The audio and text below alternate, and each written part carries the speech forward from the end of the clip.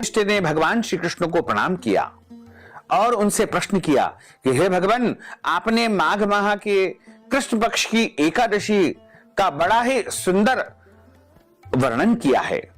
आप स्वेदज, अंडज, उद्भिज और जरायुज चारों प्रकार के जीवों के उत्पन्न, पालन तथा नाश करने वाले हैं। अब आप कृपा करके माघ माह के शुक्ल पक्ष की एकादशी की कथा सुनाने की मुझे कृपा करें। इस एकादशी का क्या नाम है, इसके व्रत की विधि क्या है और इस दिन कौन से देवता का पूजन अर्चन किया जाता है तथा इस एकादशी का व्रत करने से कौन से पुण्य फल की प्राप्ति होती है। भगवान श्री कृष्ण कहने लगे कि हे राजन, इस एकादशी का नाम जया एकादशी है, अजय एकादशी है, भीष्म एकादशी है।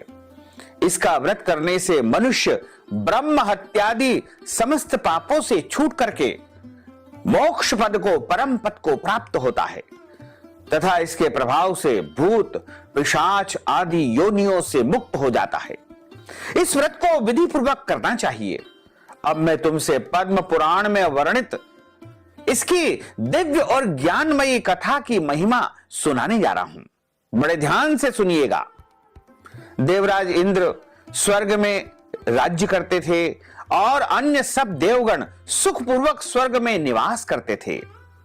एक समय इंद्र अपनी इच्छा के अनुसार नंदन वन में अप्सराओं के साथ में विहार कर रहे थे और गंधर्व गान कर रहे थे।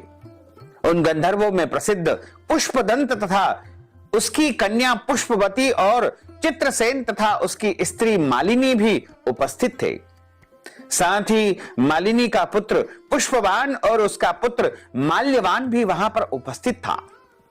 पुष्पवती गंधर्व कन्या माल्यवान को देख करके उस पर मोहित हो गई और माल्यवान पर काम बाण चलाने लगी। उसने अपने रूप, लावण्य और हाव भाव से माल्यवान को वश में कर लिया। हे राजन, वह पुष्पवती अत्यंत सुंदर स्त्री थी। अब वे इंद्र को प्रसन्न करने के लिए गान करने लगे, परंतु परस्पर मोहित हो जाने के कारण उनका चित्त भ्रमित हो गया था।